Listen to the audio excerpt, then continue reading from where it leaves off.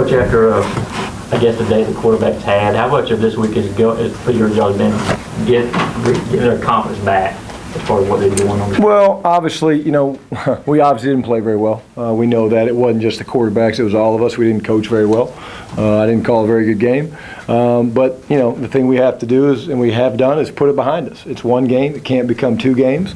We've emphasized that with the guys. We've emphasized that with the quarterbacks. Grayson didn't play great against Vanderbilt, and the very next week he comes out and breaks a long-standing record. So I think that shows one thing about his makeup and the way he can bounce back. And, hey, you're going to have lumps. You certainly don't want to lose a game like that the way we did. But, again, I think the focus has been good this week, and it's been important for us to kind of put that behind us and move on and get ready for Tennessee. Coach Rick mentioned to us today how he felt like you guys could have had a little bit more success running right at Alabama and maybe doing what you normally do, trying to run the football. I mean, was that something you guys saw together as a staff and decided on that? And, I mean, can you kind of speak to that? Yeah, I think quite honestly, we did have some success. We wanted to test the edges. They're big, strong, physical guys. But we probably did it a few times too often, to tell you the truth. A couple times they ran through on the backside. So, like I said, I think we probably could have got to it a little bit earlier. And, again, that's obviously on me. But that's something that we went in there wanting to see if we could get the ball outside a little bit, try to cut them down on the backside. And they did a good job defending that. As far as the passing game, obviously their strategy was not to blitz much and come back in coverage. Did that affect your all's strategy in terms of what passes you wanted to throw? No, I mean we knew we'd get some split safety. We knew we'd get some man-to-man things like that. They're not real complicated. They're going to push the pocket, try to push the pocket in the quarterback's face. They're going to play tight coverage. We just didn't throw it real well. We had a couple drops, obviously. Again, conditions are no excuse. We got to execute better. But no, it's not like they surprised us with a lot of things that they did. They just executed better than we did. What's the state of, would you say, of offensive concern going into the Tennessee game? Running game. Again, I think we're not concerned about offensively. We didn't play well against Alabama. And like I said, I think we know we need to be able to run the football. Obviously, we had some success. We're at our best when we're balanced. But again, the big thing for us is, hey, you lose to a team like Alabama that we didn't play very well. We're excited about this opportunity to go on the road and go play a good football team in their environment. And it'll be a good challenge for us. But in terms of concerns, you look back, we made the corrections quickly, and we're on to Tennessee. When you talk about that execution, Coach Pruitt said that he felt like some of his guys, it was more emotion and not enough execution. Do you feel like you had some of the same problems with your guys on that side of the ball? No, I think obviously it was a big game. Again, you look at the first quarter of the game, and obviously you're sitting there in a 3-3 tie. There were a couple momentum plays, obviously, that kind of swung the tide a little bit in their favor. And obviously, you come out the first play of the second half, we get, Bryce is trying to fit a ball in the backside seam, and Terry needs to come a little flatter. And so I don't think it was anything that our guys were too amped up. I just think, again, you got to give Alabama some credit. They did some good things, and we just didn't play the way that we've been playing for most of this year. Let me ask you, obviously, neither quarterback had a very good game. Was there any thought at all to Fatone, or because he hadn't worked on the script, where does he figure in things at this point in the season? Again, our whole thing has been Grayson starts all the games. We did not really talk seriously about Fatone. Those other two guys that had the majority of the work. But, again, we know one thing about Fatone is he's always going to be ready. And if we call upon him, I'm certainly very confident he'll go out there and play very, very well. And we expect the other two guys, starting with Grayson, to perform better. That's their job. That's their role. And, again, I think they'll bounce back this week and do that for us. As far as Bryce goes and giving him time, what are the parameters going forward? Because, obviously Grayson was kind of pressing when y'all put Bryce in, but the counter argument could be that, you need to stick with the guy the whole way until you. What is your thinking? Well, obviously, it's been no secret we plan on playing Bryce every game. The only game that he didn't play was the game, obviously, that Grayson was lights out. The plan was to play him in that game. I think Grayson doesn't need to look over his shoulder because Bryce is going to play. So it's just when we decide to put him in depends on situations. We always wanted to be meaningful snaps, and again, that plan doesn't really change. But in terms of those guys, again, Grayson's done it before in probably even more of a mixed bag of, hey, he's in, he's out, things like that.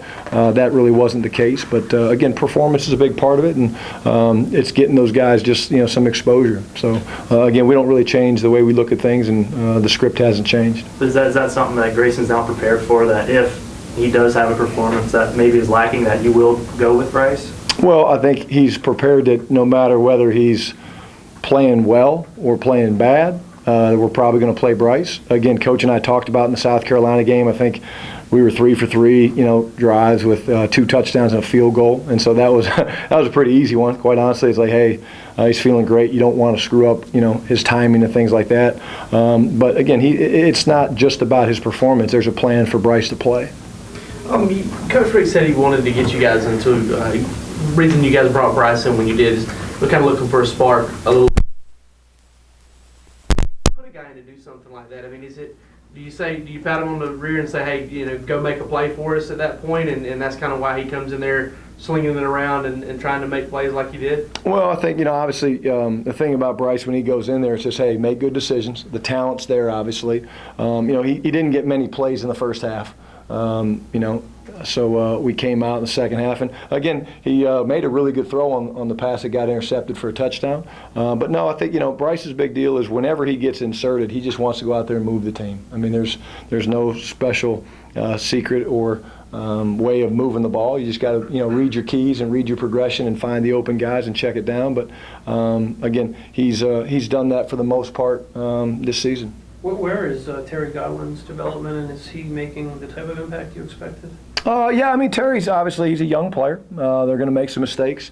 Again, that angle that he took, he could have been a little bit flatter. But again, I think Terry's a terrific young player. He's still growing. He's learning. I think he'll be that much better this week just because of the things he's learned in the first 5 or 6 games. And we expect him to be a terrific player. Back to the quarterbacks, do you worry about them thinking, unless I play historically well, I'm going to end up losing snaps to the other guy? No, I don't think so. I think obviously we believe in competition. But like I said, Grayson doesn't need to look over his shoulders in terms of who's starting the game. Grayson needs to worry about going out there moving the team. He knows Bryce is going to come in at some point. And again, a guy like Fatone's just got to be ready. So again, we don't worry about nothing's changed. That's the thing that we believe in, is that rotation is what it is, and that's the way it looks moving forward.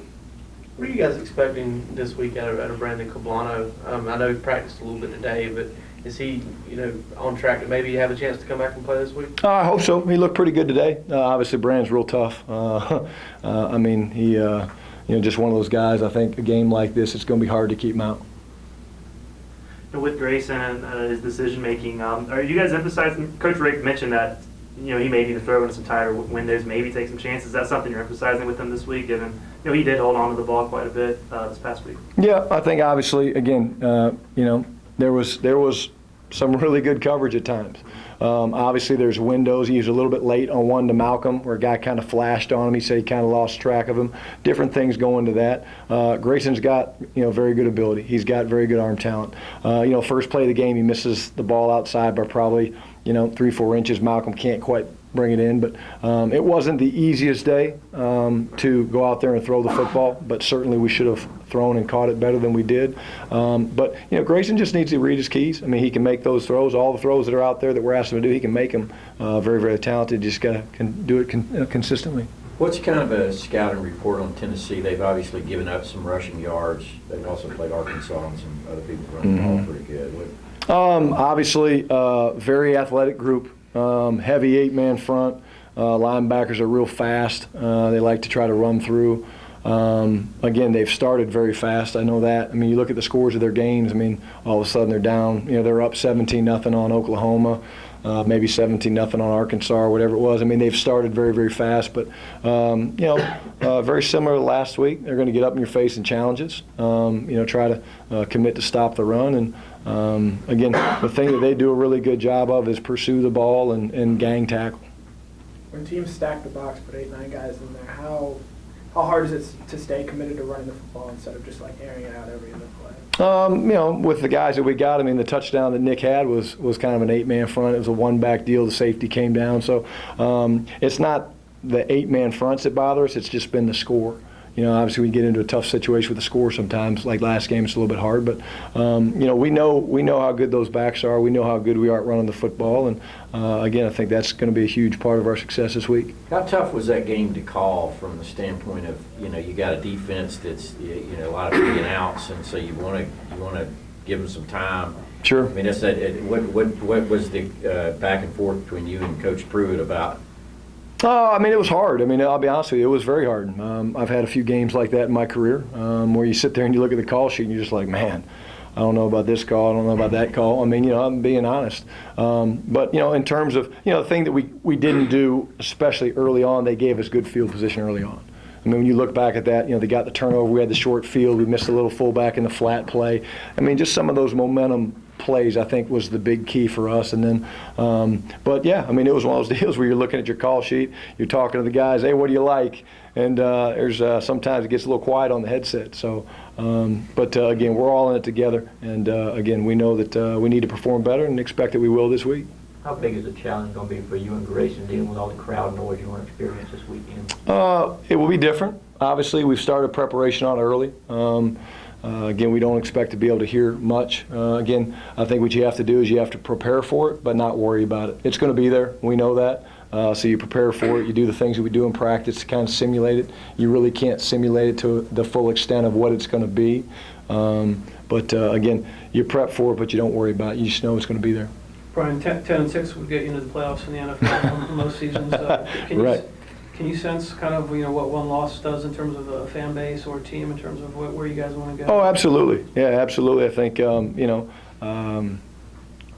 certainly in the NFL you can lose a couple games and you're like, hey, we'll be all right. We got about 14 more, whatever it is. But again, we realize what a big game this is. And again, our focus was to look at Alabama, make the corrections, but we didn't want to dwell on it. As much as we'd like to sit there and you got to move on because this is obviously a huge game and East opponent, so going on the road. But again, one loss is certainly different in college football than the NFL.